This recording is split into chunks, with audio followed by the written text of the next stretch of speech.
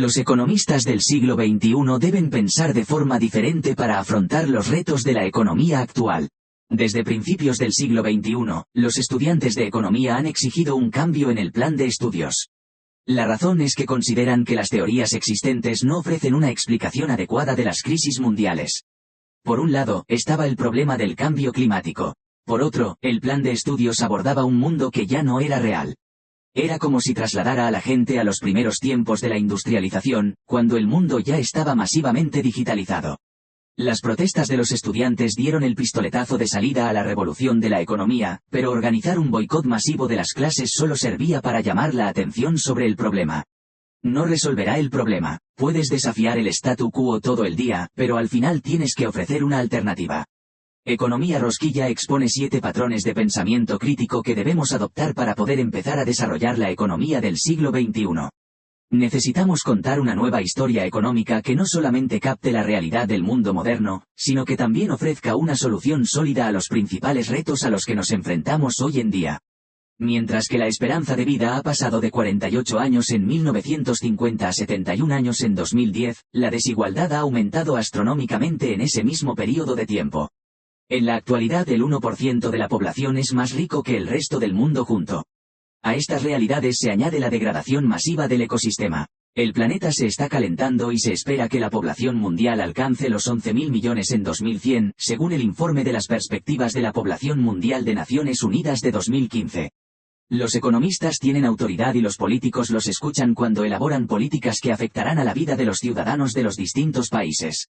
Por tanto, tenemos que aprender a repensar la economía para que los economistas del siglo XXI proporcionen mejores consejos y animen a los líderes políticos a tomar decisiones que mejoren la vida de todos y no únicamente la de unos pocos elegidos. Este resumen explica las 7 áreas vitales en las que debe cambiar el pensamiento económico para dar cabida a ideas y soluciones que mejoren la vida de todos. Pasar de utilizar el Producto Interno Bruto, PIB, a utilizar el balance de vida para medir el progreso económico. Centrarse en el PIB como determinante del progreso económico fue el lenguaje del siglo XX. El PIB ocultaba el precio que se pagaba para conseguir el producto nacional deseado. En muchos casos, ese precio es la desigualdad extrema de ingresos y la degradación medioambiental. Si un hogar de 4 personas tiene unos ingresos combinados de $10.000 al mes, por ejemplo, puede considerarse un hogar rico. Sin embargo, si más del 80% de ese dinero procede de un solo miembro del hogar, puede dar lugar a un resultado desastroso. Lo que necesitamos es un patrón de medida que permita a todos prosperar. Un mundo que permita la igualdad de oportunidades y fomente la dignidad del trabajo. Un mundo que cree una comunidad segura y atienda las necesidades del planeta. Llamemos a este mundo la rosquilla, para generar una imagen mental del mismo. El término rosquilla fue acuñado por primera vez en 2011 por la economista Kate Raworth para describir el objetivo de la economía para el siglo XXI. El objetivo de la economía del siglo XXI debe ser satisfacer las necesidades de cada persona conservando el planeta. La rosquilla tiene 2 anillos concéntricos. El anillo interior describe la base social de la vida. Contiene las 12 necesidades fundamentales de todos, a saber, 1. Suficiente comida 2. Medio ambiente y agua limpios 3. Suministro eléctrico 4. Buena educación 5. Atención sanitaria adecuada 6. Buena vivienda 7. Trabajo e ingresos dignos 8. Equidad social 9. Voz política 10. Paz y justicia 11. Igualdad de género 12. Red de información. Cuando la humanidad cae por debajo de esta base social, se produce un déficit y las personas se sumergen en el modo de supervivencia. El anillo exterior de la rosquilla describe el techo ecológico. Es el límite superior que no debemos sobrepasar si queremos que el planeta siga sustentando la vida.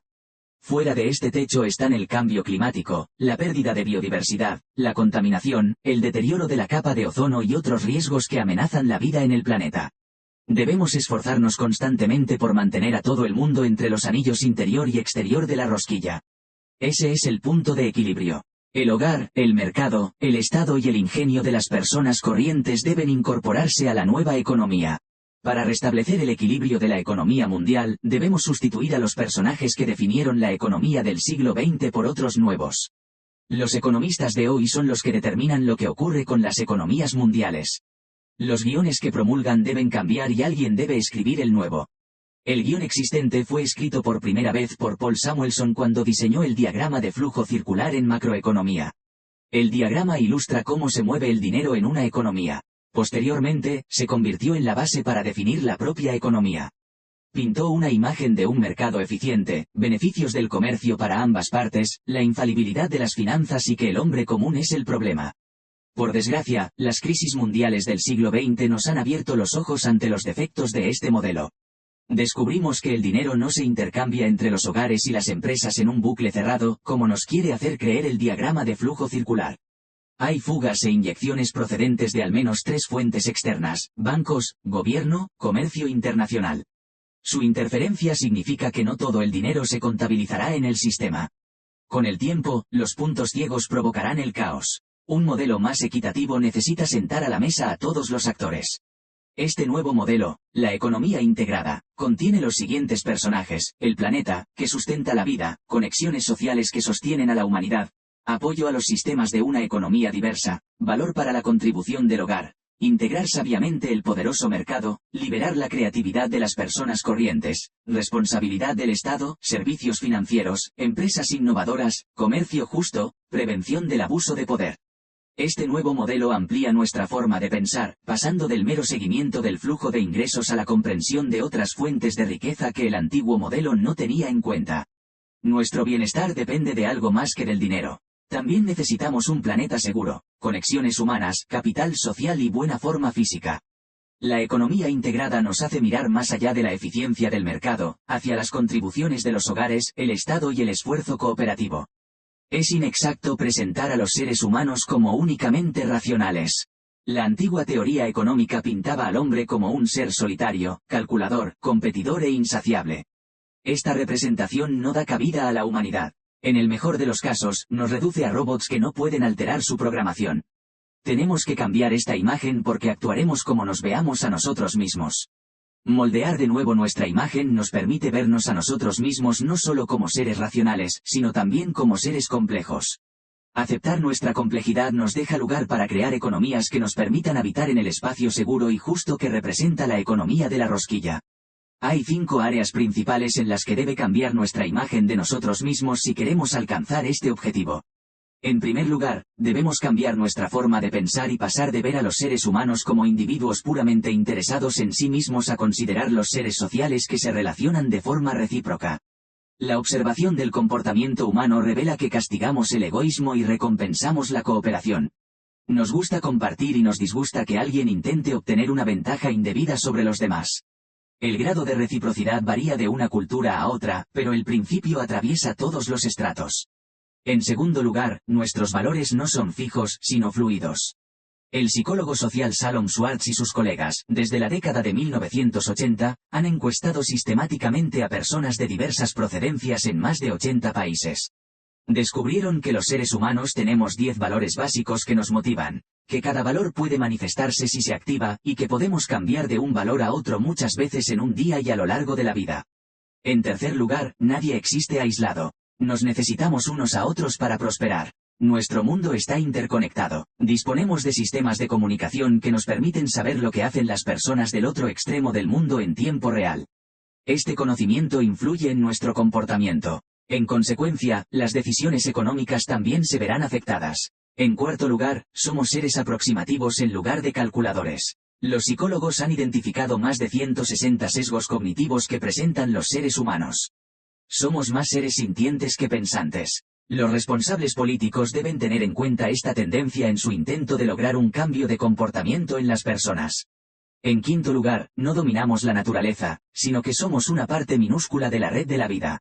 Nuestra antigua forma de ver la naturaleza como una pirámide con los humanos en la cima debe cambiar a una representación similar a la red. No somos superiores, sino participantes en el proceso de conservación y protección de nuestro hogar. Los sistemas económicos se parecen más a un organismo que a un mecanismo. En lugar del actual enfoque binario de la economía, oferta y demanda, tenemos que profundizar para descubrir los parámetros ocultos. Cuando Isaac Newton, en el siglo XVII, empezó a investigar las razones por las que la manzana cae del árbol, no se preocupó de cómo se formó la manzana del árbol. Hasta la fecha, los economistas han pensado mecánicamente sobre la economía. Hay que pasar de centrarse exclusivamente en la oferta y la demanda de bienes y servicios a lo que motiva a las personas a producir y consumir. Los economistas deben pensar en la economía como en el manzano y no solo en la manzana que cae. Si consideramos la economía como un árbol entero, descubriremos distintos factores ocultos que contribuyen al producto final, la manzana o el PIB. La economía actual es divisiva y degenerativa por defecto. La economía del mañana debe ser distributiva y regenerativa por diseño. Kate Raworth. Cuando miremos más allá de la superficie, lo que encontraremos nos animará a alimentar una economía que distribuya valor por todo el sistema en lugar de concentrar la riqueza en unas pocas manos. Además, adoptaremos prácticas que apoyen los ciclos que dan vida a la Tierra, de modo que podamos seguir produciendo manzanas en un planeta seguro. Para lograr esta transición, necesitamos economistas que vean la economía como un jardín y no como una máquina. Por tanto, las herramientas que utilicen serán herramientas de jardinería en lugar de llaves inglesas.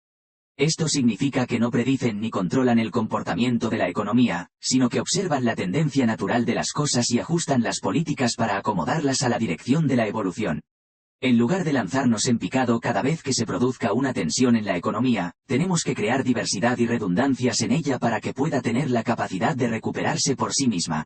¿Sabías que el término economía fue acuñado por primera vez por el filósofo Jenofonte en la antigua Grecia y significa el arte de la gestión doméstica? Las interacciones económicas deben implicar la distribución de la riqueza. La desigualdad está creciendo rápidamente a medida que la automatización ocupa un lugar central en las actividades comerciales. Aunque ha habido intentos de reducir las desigualdades nacionales, la desigualdad mundial sigue siendo un problema enorme. La humanidad está siendo empujada fuera de los anillos de la rosquilla. La razón es que no nos hemos conceptualizado como parte de una comunidad global. Nuestras acciones nacionales repercuten en los demás y estamos interconectados de más formas de las que nos gustaría admitir. Hasta ahora, la migración mundial ha sido responsable de la distribución de la riqueza. Los que viajan a países de renta alta envían dinero a sus familiares y amigos de países de renta baja. Lo que está por ver es si los países ricos seguirán siendo complacientes con estos inmigrantes. Es importante que estas migraciones no acaben teniendo el efecto contrario, el aumento de la desigualdad de ingresos. Hoy en día, existen formas más eficaces de garantizar que la ayuda al desarrollo exterior que llega de los países ricos a los países pobres no acabe en las manos equivocadas. La tecnología ha abierto la puerta a la banca móvil para que las personas que viven en la pobreza extrema puedan recibir los fondos directamente. Cuando se trata de proporcionar una renta básica a las personas más pobres del mundo, la pregunta ya no es ¿cómo?, sino ¿por qué no? Kate Raworth. Además de distribuir la riqueza, también debemos cooperar en la protección de los sistemas que dan vida a la Tierra. Este es nuestro patrimonio común y cada persona debe proteger lo que tiene a su alcance en beneficio del planeta y de los que aún no han nacido. También necesitamos crear una plataforma para compartir conocimientos, de modo que cualquier persona, en cualquier lugar, pueda tener acceso a información que le capacite para resolver problemas locales. Resolver problemas genera riqueza. Usar la riqueza para frenar la degradación ecológica. Ser ecológico ya no es una cuestión de riqueza, sino de supervivencia. Además, la narrativa de que el crecimiento económico limpiará la contaminación de los países pobres no es cierta. Pensemos en India, por ejemplo. El crecimiento económico que ha experimentado a lo largo de los años no se ha traducido en un medio ambiente más limpio. Tenemos que ser intencionados con la conservación porque no se arreglará por sí sola. Los minerales y combustibles fósiles de la Tierra se han explotado durante más de 2 siglos sin ningún plan para restaurar lo arrebatado. Esta idea es contraria al funcionamiento de la naturaleza. Todo lo que toma, lo acaba devolviendo. En nuestro caso, usamos recursos y devolvemos contaminación y degradación mientras nos enriquecemos enormemente. Es hora de diseñar nuevos modelos económicos que incorporen la salud del planeta a sus ecuaciones. El sistema económico de la era industrial era lineal y degenerativo en lugar de ser cíclico y regenerativo. Los intentos de concienciar a las empresas han pasado por diferentes etapas. Primero optaron por no hacer nada. Luego se pasó a hacer lo mínimo. Cuando ya no fue posible hacer la vista gorda ante la situación, las empresas decidieron a regañadientes hacer lo que les correspondía. Con la creciente presión de los ecologistas, las empresas empezaron a centrarse en no hacer daño. Actualmente, la respuesta empresarial es ser generoso. La generosidad requiere una dedicación a diseños regenerativos que nos mantengan dentro del espacio seguro y justo de la economía rosquilla.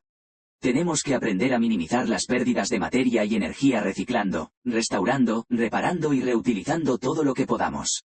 Conclusión. Cómo gestionemos nuestro futuro depende del tipo de economía que practiquemos. La economía rosquilla nos ofrece un proyecto esperanzador que garantiza la distribución de la riqueza y la conservación del medio ambiente. Nos instruye para que eludamos la explicación lineal que mide el crecimiento solamente en términos de PIB. Debemos empezar a considerar otros factores y formas de riqueza que son vitales para nuestro bienestar. El estado del mundo puede hacer que esta aspiración parezca algo inalcanzable, pero no debemos perder la esperanza. Hemos dado el primer paso hacia la solución, identificar el problema. Sabiendo que la economía del siglo XX no solo nos ha fallado, sino que también ha contribuido al malestar, ahora debemos comprometernos con la solución propuesta.